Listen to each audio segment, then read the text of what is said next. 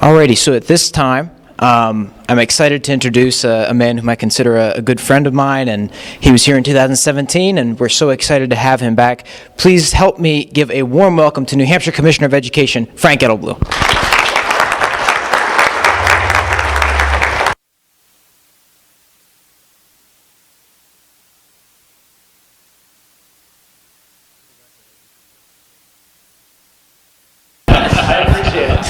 Mike wasn't on for that comment, so. That's okay, probably better. Yeah, exactly. Alrighty, Commissioner, thank you so much for joining us. Very happy to be here. We're going to do this as a Q&A. And by the way, so over there in Maine, this is the New Hampshire Constitution. You get these little pocket versions, very convenient. You need one of these, you know. Careful, I think about a third of our audience is from Maine. We don't want to They want the pocket constitutions too, don't you? Rather than like have to print that thing out. All right, so Commissioner, just to start off, explain a little bit of how you got involved in politics, a little bit of your background, and how you got to being into this position of Commissioner of Education, what got you interested, stuff like that. Right, so in the role as Commissioner, I don't think of myself as being in a political position. So when you say, how did I get involved in politics, I see myself in an appointed role, one of those bureaucracies that you referred to a little bit earlier, Caleb referred to. You know, and many of you know that I have been in politics. I was a state representative, and then I ran for another office. I was unsuccessful in that office. But really, the reason why I ran was, I think, going back to some of the basis for our Constitution to begin with. How we are a government of the people, by the people, and for the people, right? And that means we all have a role in contributing to the success, really, of our country and our communities. Actually, I'll tell you a funny story about that. I know we're running a little bit late, so just cut me off at any point. So one day at the Department of Education, I was filling out a grant application through the Department of Environmental Services to remediate lead in the water in our schools. And there's a drinking fund out there that came through an MBTA settlement, and they've made that available for grants to communities. And so that day, I signed a grant application for about $3.2 million, applying to get funds to fix do lead remediation in our public school system. The same day, and so I signed that, Frank Edelblut, Commissioner of Education.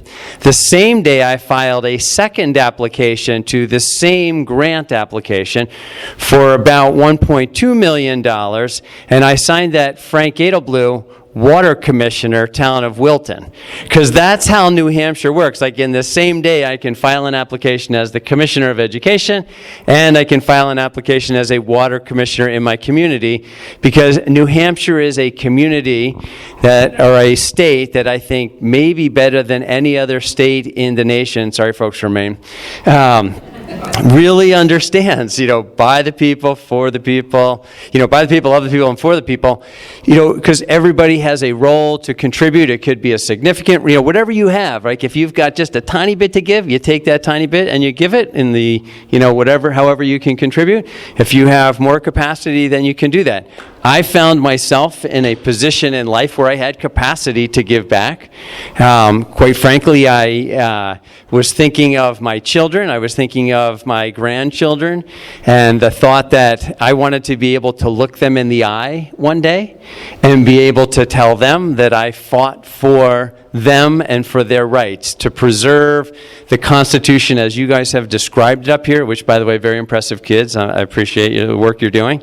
But to be able to look them in the eye and tell them, I tried to hold the line, and I think we all have an obligation to try and hold the line for future generations, right? Because it's only handed down to us one time in our one lifetime, and so we have an obligation to give back and to hand over that stewardship to that next generation. And I, for one, being here tonight, am confident that, at least in some places, we're doing a great job in the handoff.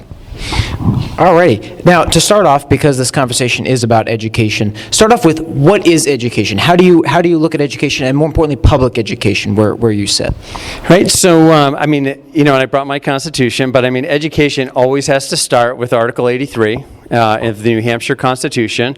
I think everybody in here probably knows that education is not one of the enumerated rights or powers of the federal government in the federal Constitution, but we do have Article 83, and it starts right out saying, knowledge and learning generally diffused through a community being essential to the preservation of a free government. There was a question, the young lady in the back there asked a question about how do we preserve this for the future? Should we give kids a test or give politicians a test, is I think what she said.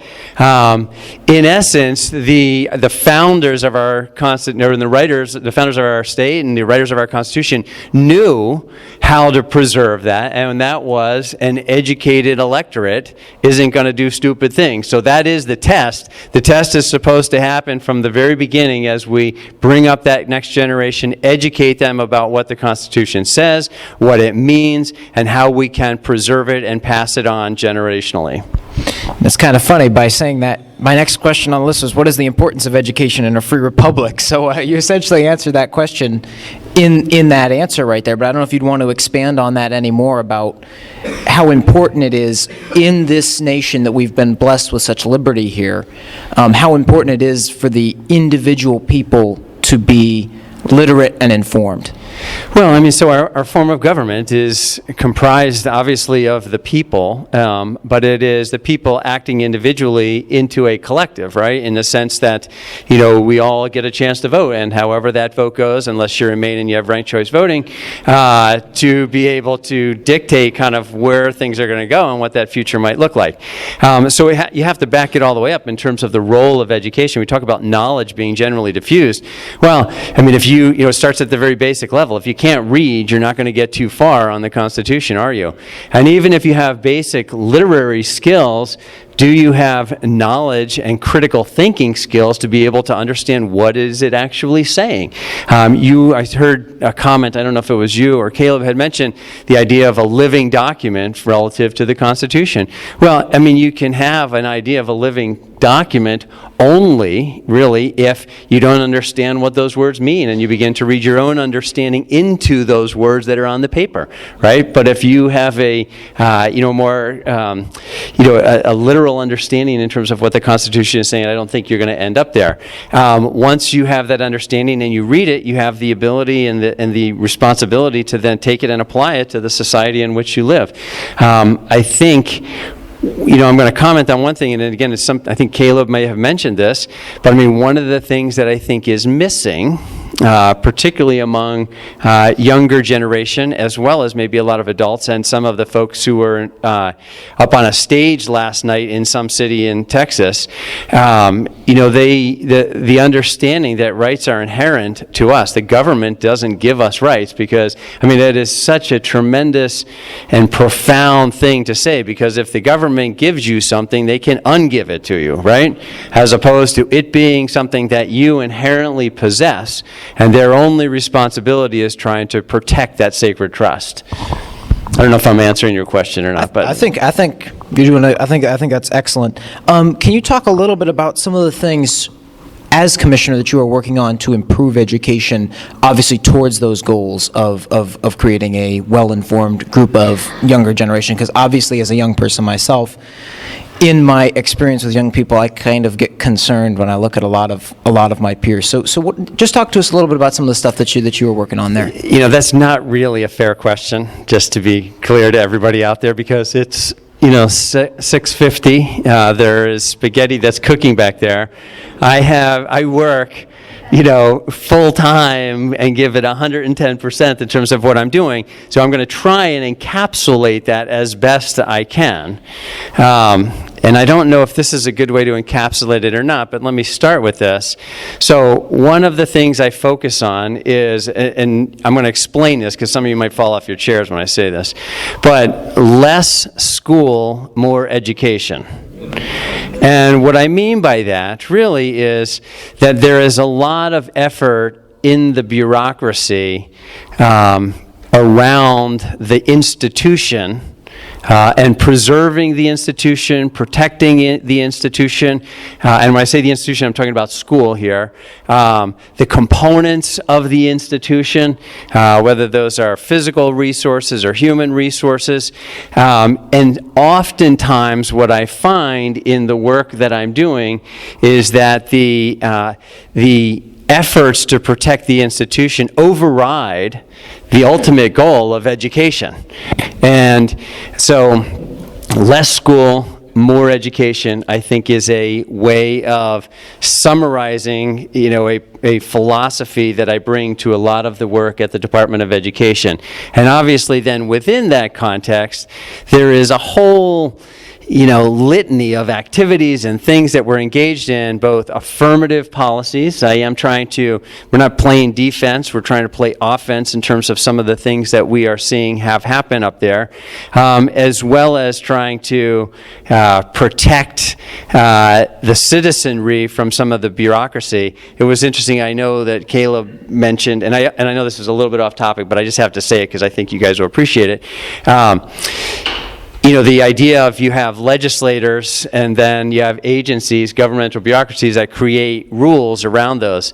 So one of my pet peeves that I'm working on right now is there is a one-sentence law, one sentence, that has turned itself into 136 pages of regulations. I look at it and it just takes my breath away. And so, have we in that point in time, all of those regulations are pretty much about school, not education, right? And so, less school, more education. And kind of to finish off this, when I talk to some people and some people who I'm very friendly with, one of their concerns is sort of the dumbing down of our education and sort of this lowering of standards, excusing of bad behavior, and turning out kids that are not well educated in a lot of positions, especially in our modern society where there's so many complex things going on.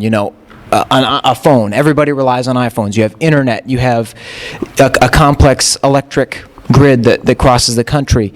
Do people realize how important it is that young people are held to a high standard in learning and in education? And in going forward, what do you see, and I think you've essentially touched on it, but in less school, more education, how do we better equip the young people going forward? Again, he asked these profound questions, right? It's taken us about 50 years to dig this hole, and he wants me to just fill it in 2 seconds. With the smell of lasagna, it might violate the 8th Amendment of cruel and unusual punishment. Cruel and unusual punishment, exactly. So difficult question. And I'm going to say another thing that might cause some of you to fall off your chairs as well, but I think one aspect of, when I talk about education, one aspect of more education, and I don't know if this is implicit in your question or not, but I want to make sure that I peel it out of that question.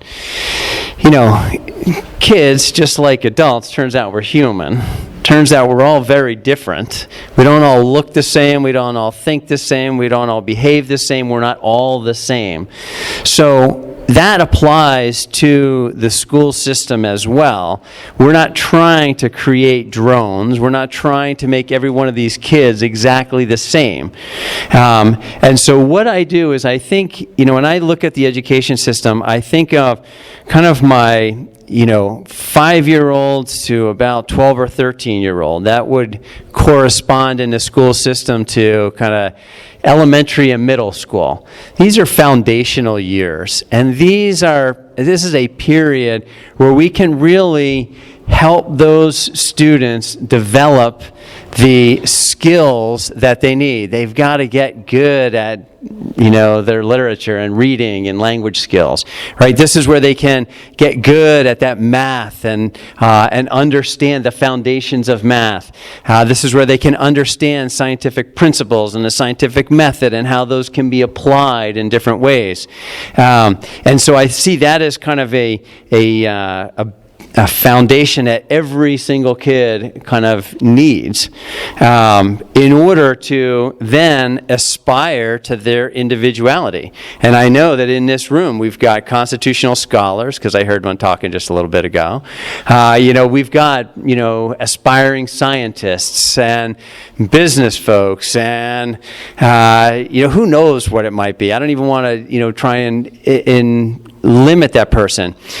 Our job is really to open up worlds to children. And I guess this is where I'll kind of conclude a little bit. In terms of the students.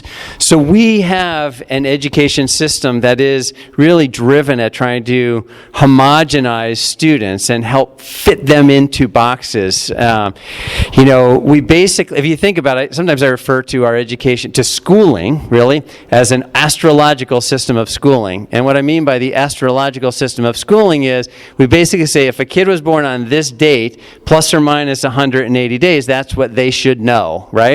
And how did that kid had nothing to do with that day they were born, as it turns out, right? And so how is that possible that there is such a homogeneity that is embedded into the system?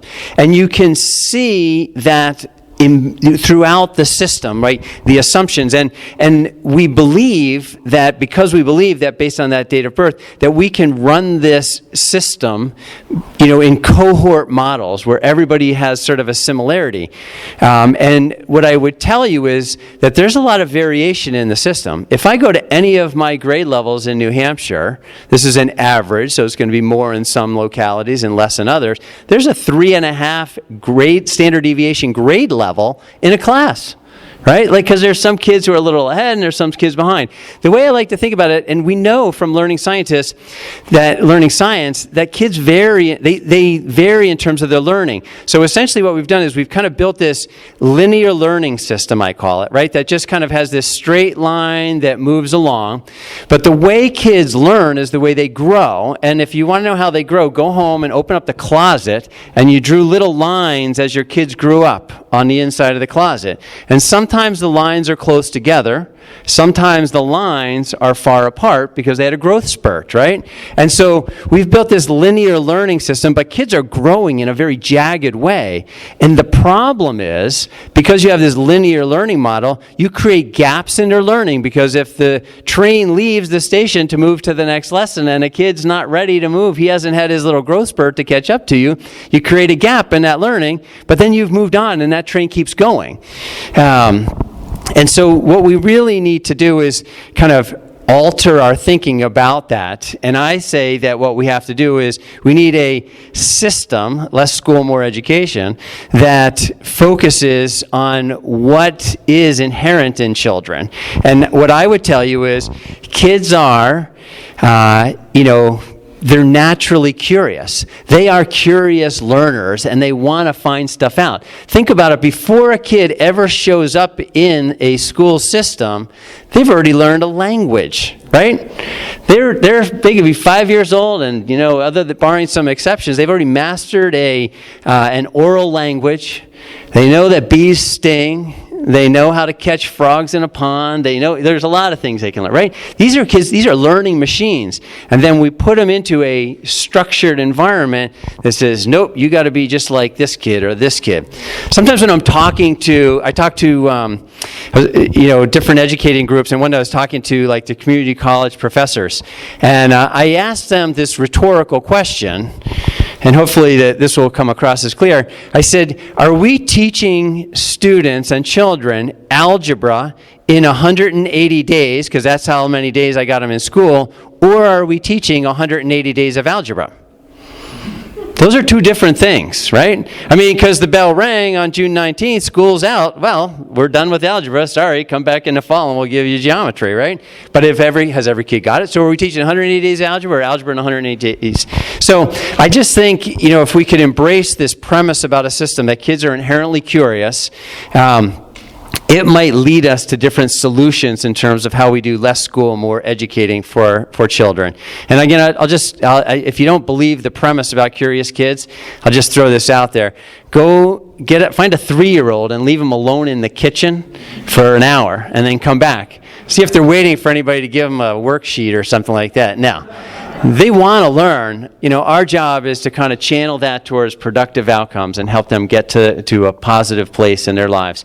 And I apologize that, we ran out of time here because I think we're done. I appreciate the invitation.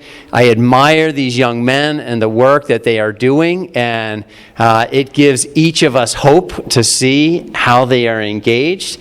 And I thank you for coming out and supporting them. And these guys are why we know that we have a bright future and that the Constitution will be safe and sacred for many generations to come. Ladies and gentlemen, New Hampshire Commissioner of Education, Frank Edelblut.